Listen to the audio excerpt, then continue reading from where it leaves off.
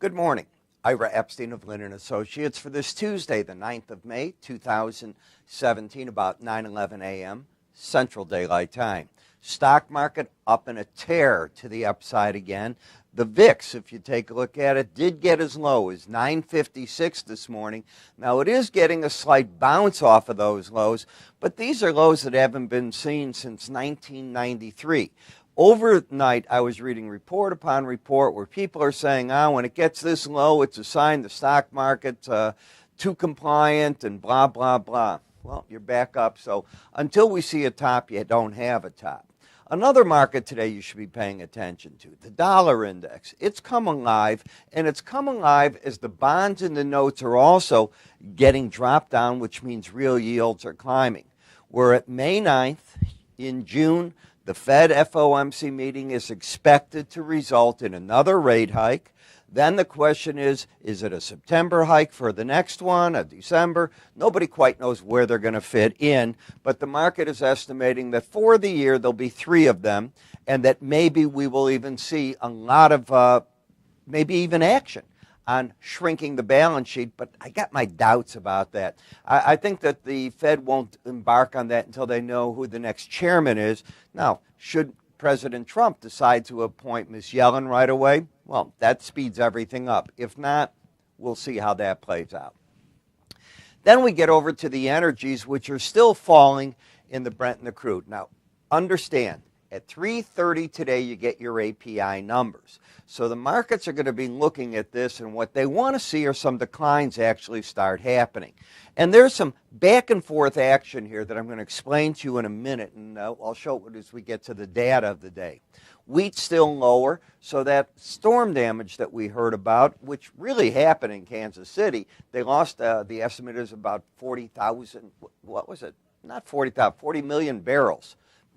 40 million bushels, grammar again. 40 million, my mind's still on the crude.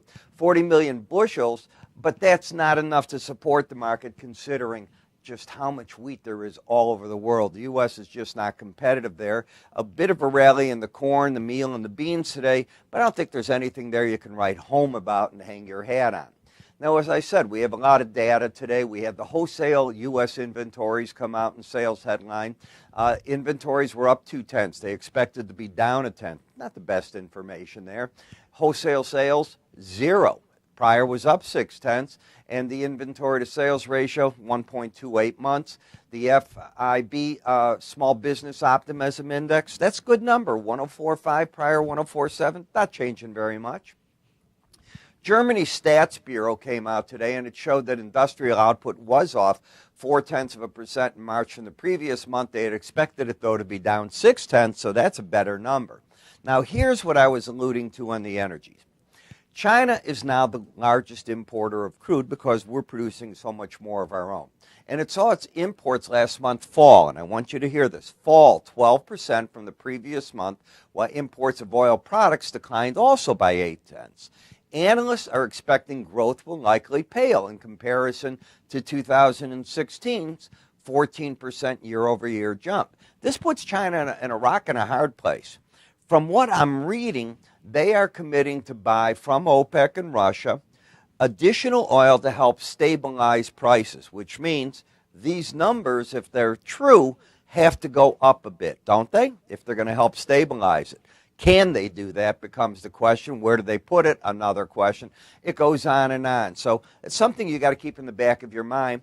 And here's another bearish number that weighed on oil. Libya said that its oil production is just off the 800,000 mark from the newly restarted El Feel and the Sharara, I think it's called Sharara fields have pushed their output to the highest level since 2014. They think they're going to 1 million barrels a day. So you've got addition coming on there. That's why you're getting that pressure right now on these markets. And it does get to be very interesting. I mean, if China's going to step in and buy oil they don't need, that's great. Down the road, they'll be able to use it. It's not like a grain. It doesn't go bad if you have the storage facility. So they'll just have to look at the cost of money. I want to talk to you about something that I'm doing, and pay attention to this. I'm offering a $20 discount for a very limited time to those of you that are not current subscribers of mine to my market research.